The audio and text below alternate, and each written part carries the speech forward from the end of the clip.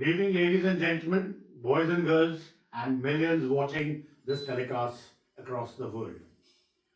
Today morning, I wish to talk to you about a story that has been misunderstood by many. Ladies and gentlemen, it is a story that has been framed as a conflict, a crisis, or even a trade war. But in reality, it is a powerful saga of a nation's resolve, a civilization's quiet, dignified response to oppression. The story I want to tell you is how the so-called tariff war unleashed by Trump administration was not a crisis for India, but a geopolitical and economic stress test that our nation, our great nation Bharat, has passed with flying colors. It was a test that revealed a new, self confident Bharat standing tall in the world of turmoil brought in by the tariff war unleashed by the Trump administration.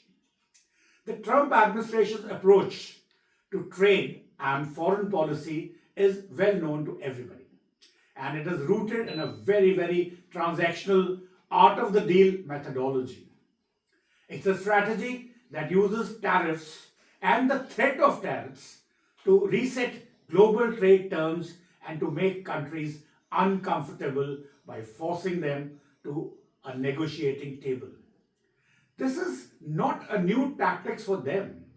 They did it with Canada, they did it with Mexico, and they did it with European Union. But when this transactional business centric worldview was applied to India, it proved to be a profound miscalculation because a proud civilization cannot be bullied. The tariffs were seen here not as a simple trade negotiation but as an old colonial game. Ladies and gentlemen, boys and girls, we as people in Bharat are guided by a sense of dignity, a sense of self respect, and a deep history that a transactional model cannot comprehend. The Trump administration failed to realize that it was dealing with an ancient trading civilization that in the 17th century accounted for 30% of the world's GDP. They failed to understand that our stand is not just a matter of economies but of principle and national self image. And what was the result? The tariffs did not break us. In fact, they only made us stronger.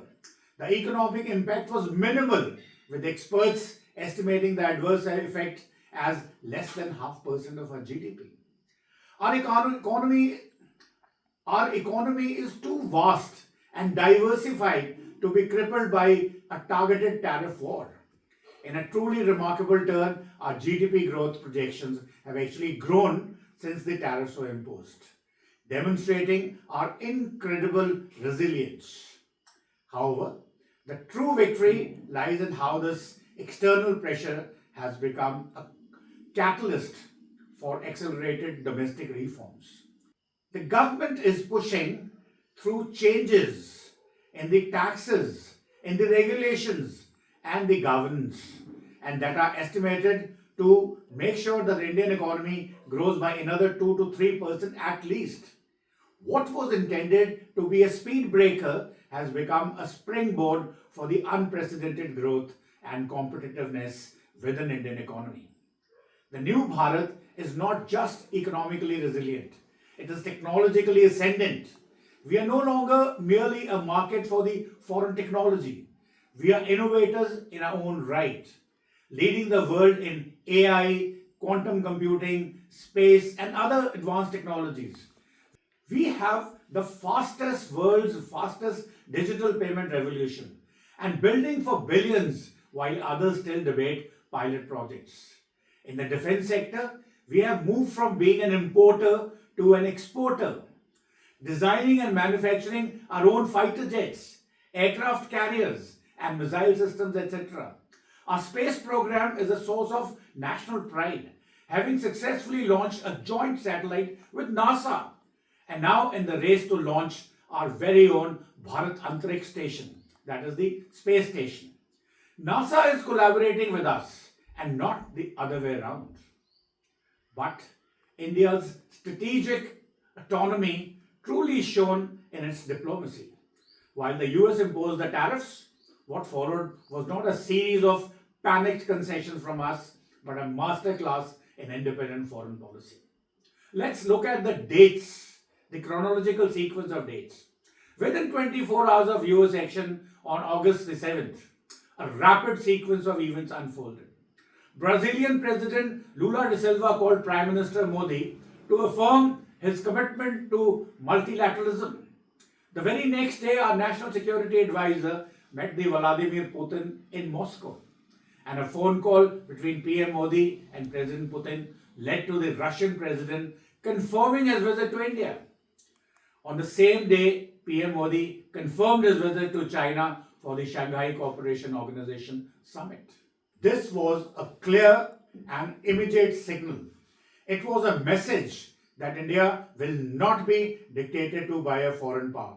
It was a rejection of the idea of being a mere counterweight to China in American terms or as visualized by the American state.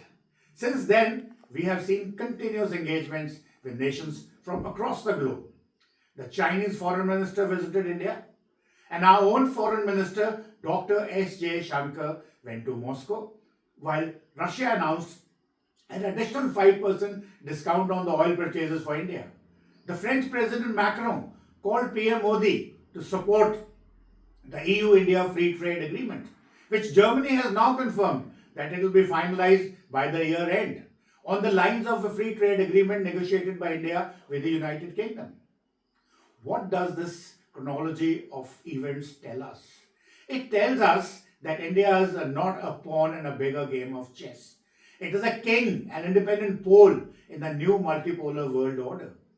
Our resolute stand has provided a powerful blueprint for others. As one expert noted, many nations from the EU and Japan to the United Kingdom were rooting for India and Narendra Modi silently, primarily for having steered the US administration on its back foot, like no one had the guts to do that. We have shown that a nation can play by the rules and even is ready to pay the top price while still refusing to surrender their sovereignty to a bully, that is the US administration led by Trump. My friends, the conflict with the US has reaffirmed India's confidence in its path to progress, guided by self-reliance and an unwavering commitment to its own national interests. The new Bharat stands as a confident and resilient civilization state, shaping its own destiny and offering a powerful example to the whole world. Now look at what the President Trump has to say and what his crony Peter Navarro has to say. Well, ladies and gentlemen, I will deal with this subject in my next exclusive video for you all to talk about these two belligerent and haughty gentlemen who think that world is their own property. They own this property. So till then, see you. Thank you very much. Good day. Jai Hind, Jai Bharat, and Jai Bharat Ki Sena. Please like and subscribe.